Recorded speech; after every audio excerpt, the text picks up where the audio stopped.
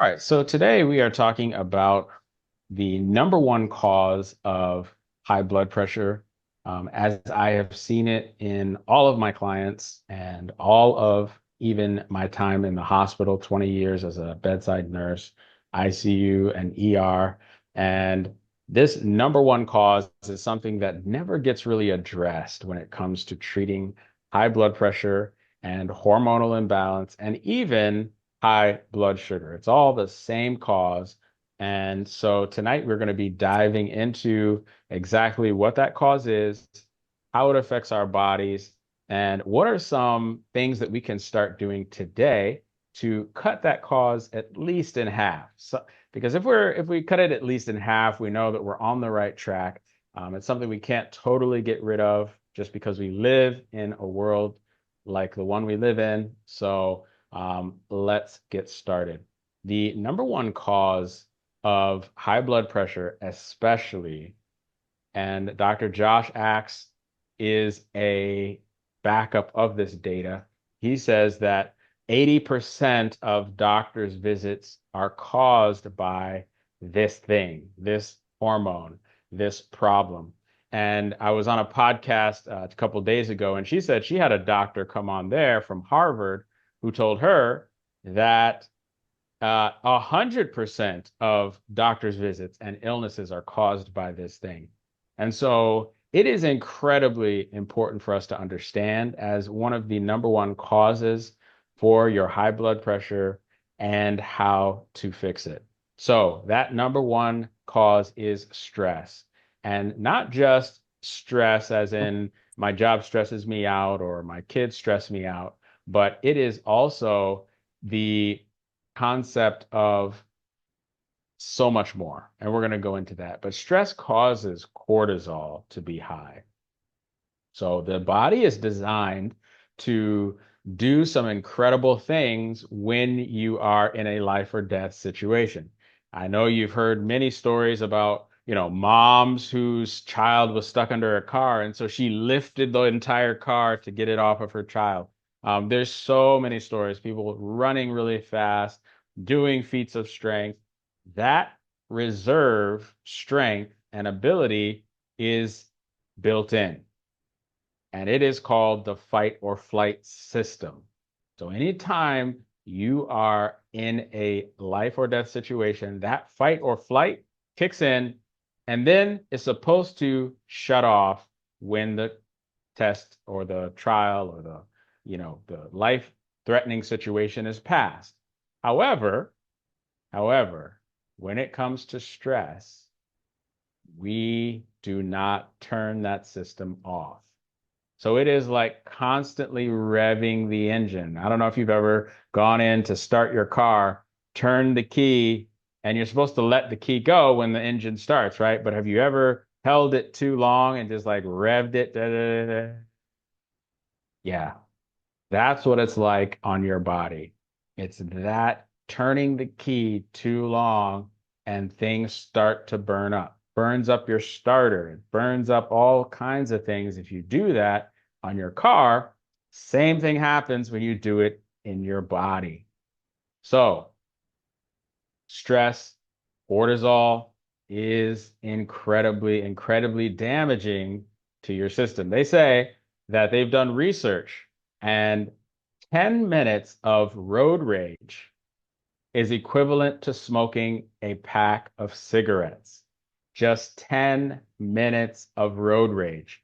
Can you imagine that that amount of stress is equivalent to smoking an entire pack of cigarettes? And imagine what doing that little bit of stress prolonged every day throughout your day with all the stress that you're under, what kind of damage is occurring to your system. So it's incredibly important that we understand stress, how to combat it, and what we can do to really get that under control. So um, when it comes to how it affects our bodies, like we talked about the fight or flight system, cortisol is paired with things like adrenaline, norepinephrine, epinephrine. Those are all those cascade of hormones that create the fight or flight system. Cortisol is part of that, okay? It's like, but it's like drinking straight sugar. So if you are diabetic, one of the major causes of you having high blood sugar is cortisol if you are under a lot of stress.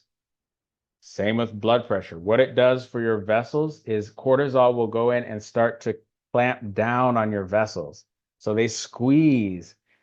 That helps to shunt blood where it's supposed to go. So, like, you're running from a lion, right? You're running, running, running. Your vessels in certain areas of your body squeeze so that there's more blood into vital organs, able to push you further and faster.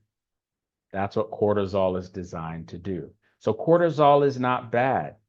It's been given a bad name because it's part of the cause of so many problems, but it's there for a purpose. It's there to save your life.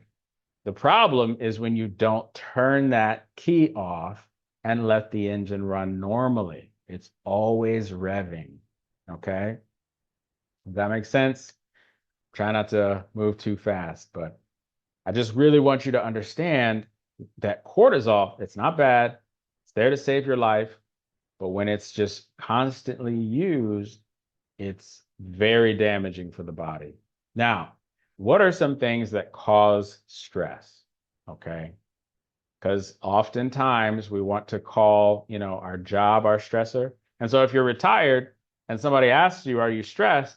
Oftentimes you're like, nah, not really. I'm retired. I hang out all day. I do what I want. I have a good time. I don't have really, kids around all the time. Maybe my grandkids stress me out every so often, or my nieces and nephews. But as a general rule, I wouldn't say that I'm stressed. And I hear that a lot. But what I'm noticing is that there are some stressors that we are not registering as stressors. For instance, things from your past. So relationships from your past, trauma in your past, unforgiveness in your past, grief and loss in your past. If you ever lost a job, if you've ever lost a spouse or a close friend or a close relative, um, uh, things like politics, the environment we're living in, the political situation going on, the financial markets. These are all things that, we don't readily acknowledge as stressing us out, but internally they do. So take anger, for instance. Yeah, there's a situation that happened maybe 10 years ago. You were so angry about it. Maybe somebody did something extremely terrible to you. This is not a situation, I'm not trying to judge whether or not what they did to you was right or wrong. I'm merely giving this as an example. So pick something that somebody did that was really terrible to you. They never asked your forgiveness. It's unresolved, and you're still angry about it. Okay? The way your body reacts to that anger is as if it happened yesterday. And you can kind of feel that. Like every time you think about it, your pressure rises, your heart rate increases, those feelings all come back. Maybe it's images in your head that start flashing. Your brain and your body cannot differentiate between past experience and present reality. So when you still have that anger, when you still have that situation rise up and you start to replay it, your brain and your body think it's happening right now or yesterday, like very close in proximity to the now. And so your body's reacting to that situation in that way. And so all of those feelings are causing that hormonal cascade, that fight or flight, because anger is something that stimulates the desire to fight, right? To survive, to best the other person. And so your body responds to that hormonally. Okay. So how does that affect your blood pressure? That anger, if it's not resolved, is a slow burn all day, every day in the back of your mind. Even if you're not thinking about it, your body is primed to trigger that anytime. So that's how your cortisol, your stress hormones stay high. Okay. That's how that works.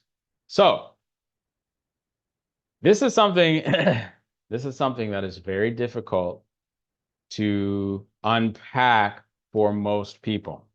So if it's difficult for you, you are in a very big group of people because it takes time to not only uncover some of these things, but it takes time and effort and emotion to start unpacking that thing and unraveling that knot so it doesn't affect you. And the thing about anger, especially if it's something in the distant past, is that you want to punish the other person, but being angry is like drinking poison and hoping that they are the ones that die. Drinking the poison yourself and hoping that the other person dies. That's what anger does. That's what unresolved uh, anger and bitterness and even jealousy and envy, all those things, that's how they work. They poison you. Nothing happens to the other person. The other person's living their life, doing their thing. If they're still alive, they may not be thinking about you at all. May have totally forgotten about the situation that you're so angry about. But the anger, meanwhile, is keeping your blood pressure high. It's got you on all these pills. It's got you going to the doctor every 3 months. It's got you afraid for your life, afraid for your future, afraid for, having a heart attack or a stroke. And all these things are happening to you while you are just being angry about them and hoping that something bad happens to them. It's all happening to you.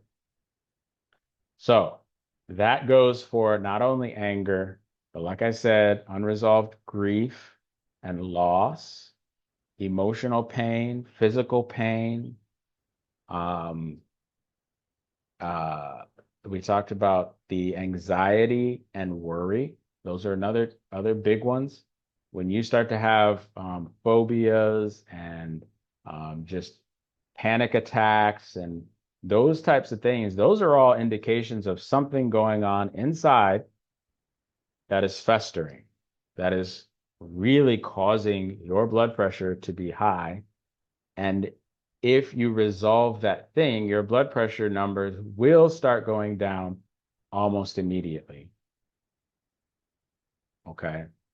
But your doctor and the medical system, which, there's a place for the hospital, there's a place for your doctor, especially if it comes to traumatic injuries, surgery, all these types of things. Hospital, amen. But when it comes to chronic illness, high blood pressure, for instance, the medical system struggles because they don't have time to unpack why you are angry at so and so who did such and such to you 10 years ago. Your doctor doesn't have time for that.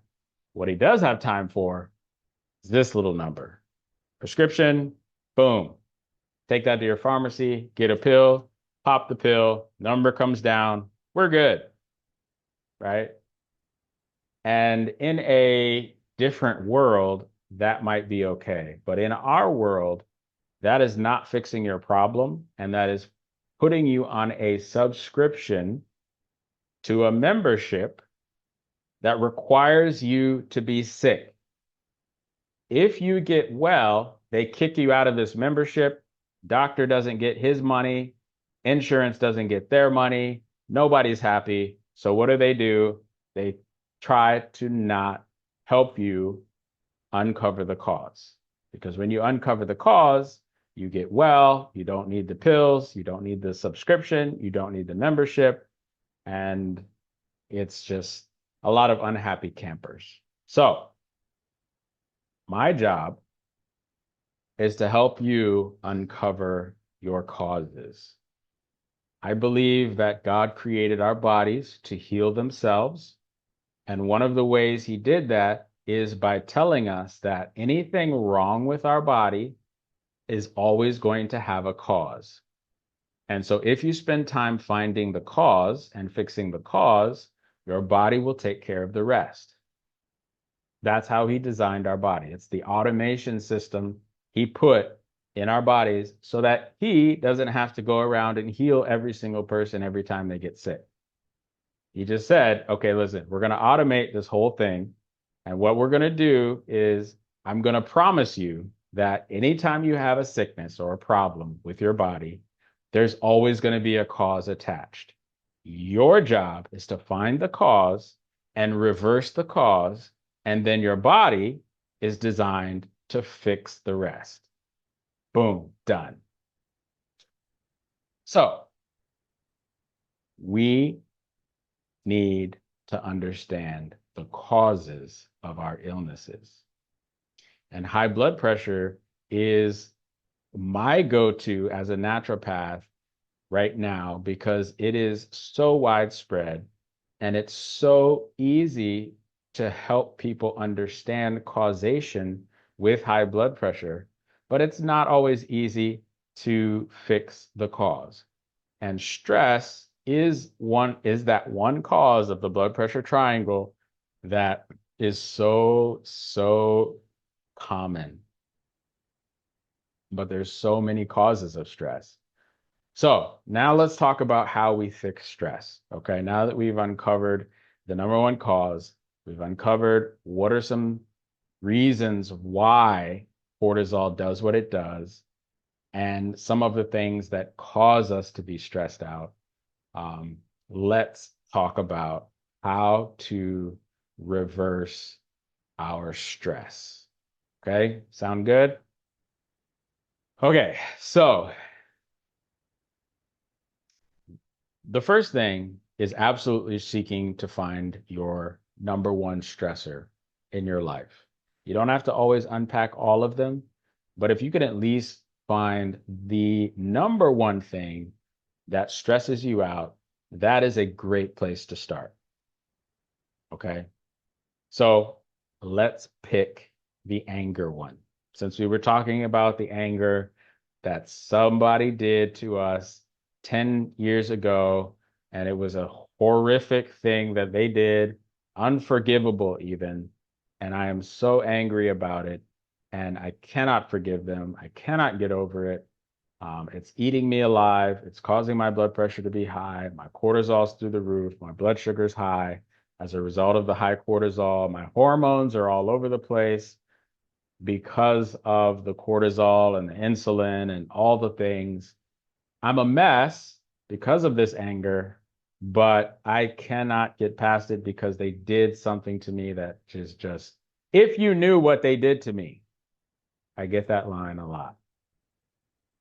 But it doesn't matter what they did to you. It's affecting you in so many negative ways that it's becoming not worth it anymore. Poison is killing you. You dying is just not worth being angry because it's doing nothing to them. So, how do we deal with that? The first thing we do, once we've identified this number one stressor, is to learn to redirect our brains. Okay. So the trick with the brain, and it's not really a trick, it's just how the brain is built.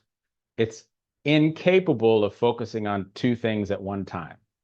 And I know a lot of you ladies, you might pride yourself in being a multitasker. However, you are not focusing on two things at one time. You are just quickly switching from one thing to the other and staying organized in your brain enough to do two things at once. But it's not really focusing on the two things at the same time. You're just switching back and forth, your focus, okay? So we're going to leverage that brain capability, incapability to help us fix our stress. And this is how. When you focus on the opposite of anger, your brain is incapable of focusing on the anger. So anytime you want to start replaying that anger or that instance that occurred, start saying things that you're thankful for. Start being grateful. Okay. And the reason is because science has showed not only the brain unable to focus on two things at once, so you can't be angry and thankful at the same time, but you also, when you are thankful, are directly affecting your cortisol levels tremendously. Your cortisol levels begin to drop immediately as you start saying aloud or writing down things that you're grateful for. Now, sometimes it feels like I don't have anything to be thankful for. It's just my life is just terrible. I've got nothing to be thankful. I care to differ. I've worked in the emergency room for years and years and years. And it's always so eye-opening to me when I'm in the trauma bay and somebody comes in and something is wrong with their lungs. And the look on their face, the terror on their face because they cannot take a breath is so profound that if you saw it, you would never forget it. And so whenever I struggle with what to be thankful for, and I struggle too. Sometimes days are just so bad for me. I'm just like, Lord, I don't even know what I always remember that face, that terror. And I'm like, you know what? I'm thankful I can breathe. I'm thankful for this breath that I just took and the next one and the next one. And if that's all you can be thankful for, that's a whole lot of thankfulness right there. But then there's people that I've seen in the trauma bay that lost their eyes in a traumatic accident or lost a limb and they'll never walk again or lost a loved one just tragically.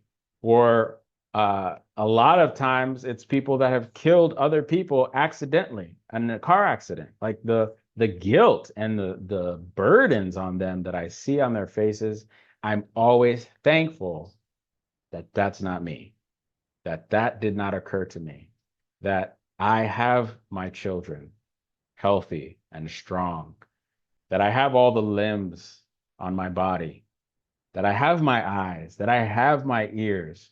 Like when you start to see that there's so much going for you at any given moment, you are able to quickly redirect your thoughts and your cortisol and your blood pressure all at the same time to start lowering and calming down and settling your spirit. And science has proven that. This is not just a religious thing. It doesn't matter if you believe in God or not. The gratitude study was not a religious study. In fact, they were doing things like having people watch comedies and actually write out things they were thankful for. No religion mentioned at all. It's simply that act of redirecting your brain from the stress and from the high cortisol situation to a grateful stance. So what I do, I have my clients get a notepad dedicated to gratitude. And as you spend time every single day practicing writing your gratitude, 25 things before you go to bed, 25 things before you get up in the morning, and that establishes a habit. And so then, you can have a small notebook with you so that if it's a constant trigger situation, stress situation, it may not be anger, maybe it's panic attacks. Maybe it's your spouse. Just every time you see your spouse, it's just like all hell breaks loose. Have a little notebook where you just start writing, start saying stuff out loud about how grateful you are. And what's really powerful is if you start directing those gratitudes towards the stressor. That one's really hard. That's like the advanced move. But when you really start directing the gratitude towards the stressor, your brain and your blood pressure get really confused when you try to be angry next time, when you try to be in a panic next time, because the trigger turns into the gratitude. Okay, so that's number one. That's my number one go-to combating stress and cortisol. My number two is a supplement. So, especially if you're really high in your cortisol, there's supplements that you can take. There's two of them that I recommend. One is ashwagandha, and the next one is saffron, Saffron. And ashwagandha is Ashwagandha,